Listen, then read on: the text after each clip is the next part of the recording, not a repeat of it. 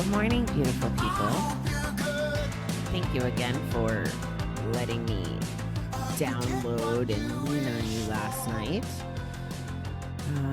It did kind of make me feel better, and I went to bed right after talking to you, and back at it today. Let's kick some ass, Okay, here goes the reading, and it's kind of funny because it ties into part of what's stressing me out, and it's funny because I just learned not too long ago that there's two different kinds of stress, and there's like the bad stress, and then there's stress that's good stress.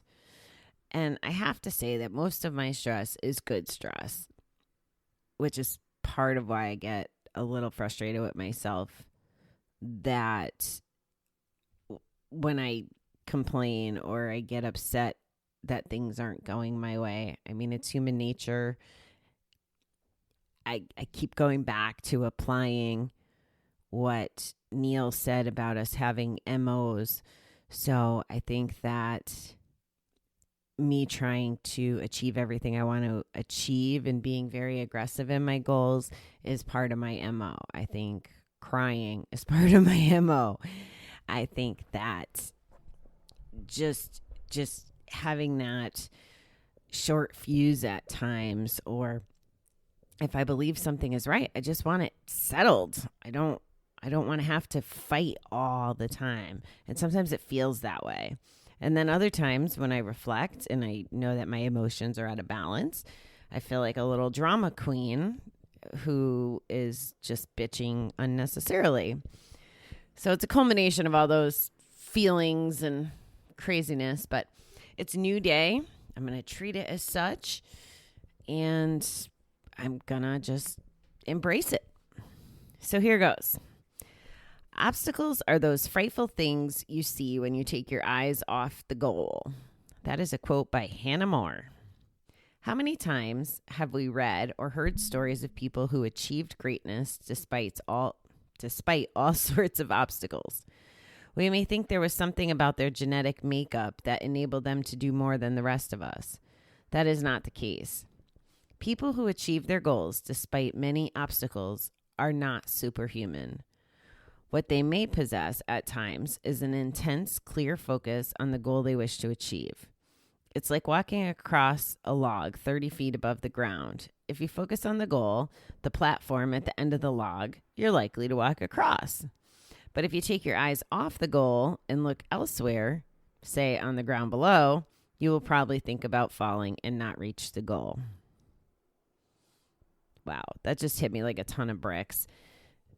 Even though I'm a freak about law of attraction and manifesting and all those kinds of things, it's very, it's one of the things that I keep exploring and trying to understand and I believe in. And that paragraph just said to me, that's why I'm stumbling right now, is because I'm thinking about some of the negative instead of staying focused. Okay, I totally digressed. Here we go. Sobriety and abstinence are the goals for us. We may wonder if we can achieve these goals because of the obstacles we face. But with help from our higher power and 12-step program, we have help from our higher power and our 12-step program, or whatever community, or in my case, you guys. If we focus on our goals each morning and remember those goals throughout the day and in the evening, we can avoid the obstacles we face and find success and joy in our new lives. Today, help me to keep my goals of sobriety and abstinence in constant sight. That really ties into what I was saying yesterday about having to do it every day. And if we live that way every day and we try every day and we keep our goals in our line of sight. I mean, I wanted to do bad things yesterday. I wanted to, I had some of those like urges and moments that like I knew at some point yesterday I couldn't leave the house. I would go buy cigarettes. And I knew that because I work on this every single day. I practice what I believe in. I do the readings, I do the meditation, all those things that are embedded into my life now are what made me successful yesterday. And I know I didn't sound all that successful, but I was successful because I didn't gamble, drink, smoke, etc. Sometimes it's funny how things are just such a matter of perspective.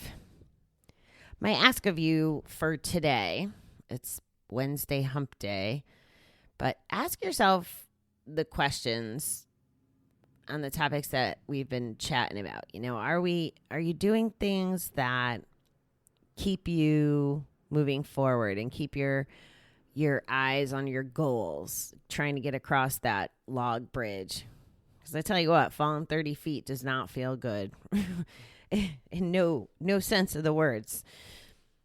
So are you integrating things in your life that are becoming muscles for the days that you need them?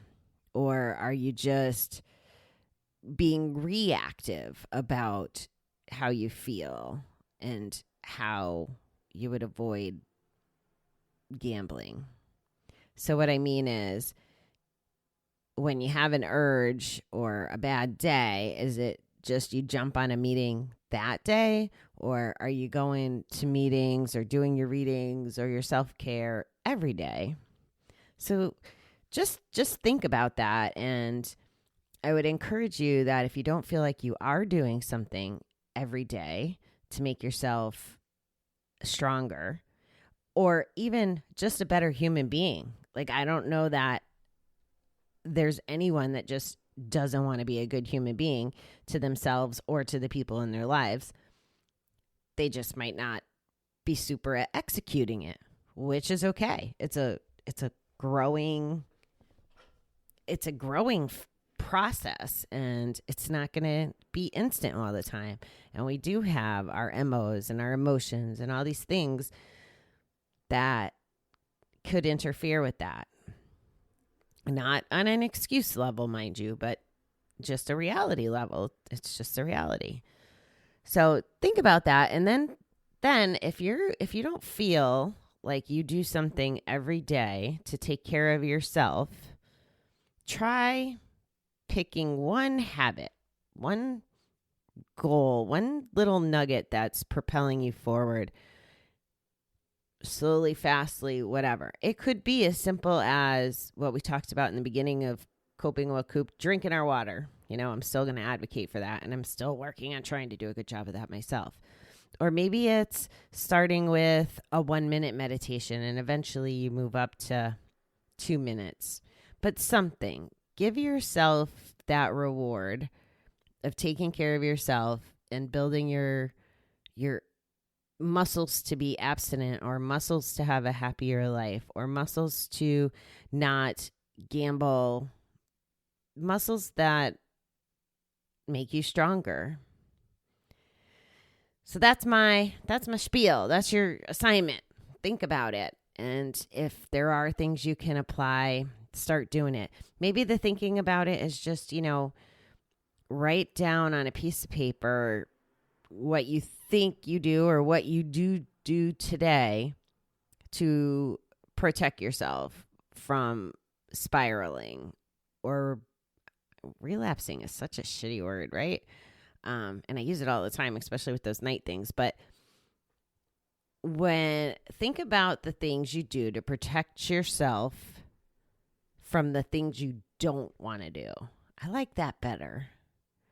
Like, I don't think that we want to gamble and lose our mortgage payment or piss off our family. That's not why we gamble. That's not it at all. But we know that the results are not good on the other side when we do. Otherwise, you probably wouldn't be listening to me, unless you're just somebody that I know and you're humoring me. But I don't think that that's what's happening anymore. The people in my life are probably tired of me if they have to listen to me in real life and then this too. Or maybe not. Who knows? Doesn't matter, right? Because I'm taking care of me. So if they don't have a gambling problem, they shouldn't have to listen to me.